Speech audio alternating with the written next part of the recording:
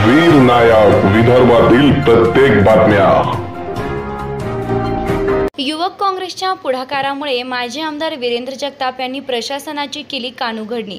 Dhamangaon railway तालुक्यातील गव्हाणी पाणी रसलपूर या गावच्या शिवारात पहाडपट्टी भागात अवैध उत्खनन सुरू होतं। या प्रकरणामध्ये युवक काँग्रेसच्या जिल्हा महासचिव समीर पाटील यांनी पुढाकार घेऊन हे अवैध उत्खनन सुरू असल्याची माहिती प्राध्यापक व माजी आमदार वीरेंद्र जगताप यांना दिली।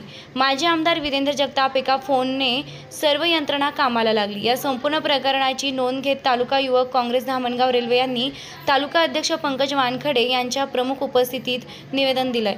तसेच ही बाब प्रशासनाच्या लक्षात आणून दिली। यावेळी काँग्रेसचे तालुका अध्यक्ष पंकज वानखडे, जिल्हा महासचिव समीर पाटील, जिल्हा उपाध्यक्ष वैभव भाऊ पावडे, विधानसभा उपाध्यक्ष विनीत टाले, जिल्हा सचिव जिल्हा प्रवक्ता व उपाध्यक्ष युवक काँग्रेस धामणगाव रेल्वे अज्जू पठाण, कृषी उत्पन्न बाजार समिती उपसभापती मंगेश बोबडे, NSUI अध्यक्ष कविश पाटील गावंडे, शुभम चौबे, जिल्हा महासचिव युवक काँग्रेस अमरावती ऋत्विक इंगळे इत्यादी उपस्थित होते।